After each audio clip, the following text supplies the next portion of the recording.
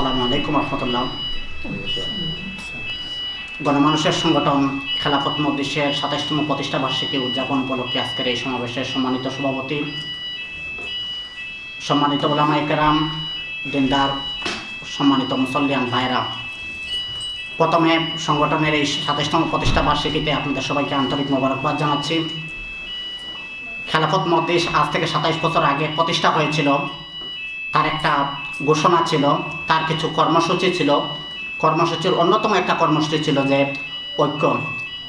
ইসলাম প্রতিষ্ঠার লক্ষ্যে কর্মরত সংগঠন, ব্যক্তি, আন্দোলন যারা বিভিন্ন ছোট ছোট বিষয়াদি নিয়ে মতানৈক্য করে, বিভেদ সৃষ্টি করে সমাজের মধ্যে বসবাস করছেন, তাদের মধ্যে ঐক্যের কীভাবে ঐক্যবদ্ধ করে ইসলামকে আল্লাহর জমিনে প্রতিষ্ঠা করা যায়, সেই লক্ষ্যে খেলাফত মজলিস ২৭টি বছর অতিক্রান্ত করেছে।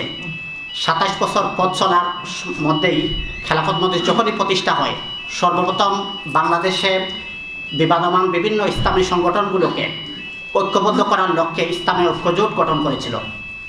সেই ইসলামী ঐক্যজোটের পরে খেলাফত মজলিস তার সংগ্রামকে ত্বরান্বিত করার লক্ষ্যে ভারতে যখন বাবরি মসজিদ ভেঙে হিন্দুরা সেখানে রাম মন্দির নির্মাণ করার পায়তারা করছিল, তখনই খেলাফত মজলিস শাইখুল হাদিস আল্লামা মাজহুরুল হকের নেতৃত্বে সেখানে দুর্বার একটি আন্দোলন হয়েছিল। সারা বিশ্বব্যাপী সেই আন্দোলনের পক্ষে সাড়া জাগিয়েছিল এবং মানুষ ঐক্যবদ্ধ হয়েছিল যে মসজিদ ভেঙে মন্দির নির্মাণ হবে, সেটা কখনো মুসলমানরা মেনে নিতে পারে না। প্রিয় ভাইয়েরা, তার সংগ্রাম এবং শপথের লক্ষ্যে এই প্রচেষ্টা অব্যাহত রেখেছে।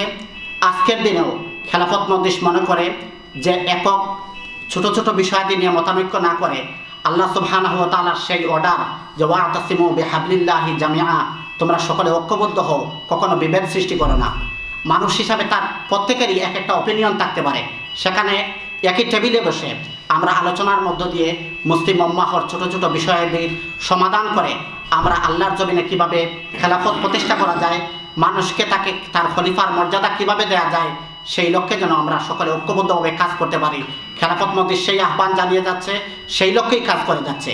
তো আমরা আশা করি এখানে সম্মানিত উলামায়ে কেরাম এবং বুদ্ধিজীবী যারা উপস্থিত আছেন, ইউকেতেও আমরা যাতে সকলেই ঐক্যবদ্ধভাবে আল্লাহর দিনে তার দিন কীভাবে প্রতিষ্ঠা করা যায় সেই জন্য আমরা ঐক্যবদ্ধ হতে পারি, কাজ করতে পারি, সেই আহ্বান রেখে আপনাদের সবাইকে আন্তরিক মোবারকবাদ জানিয়ে আমার বক্তব্য শেষ করছি। নাসরুম মিনাল্লাহ ও ফাতহুন কারীব ও বাশশিরিল মুমিনিন।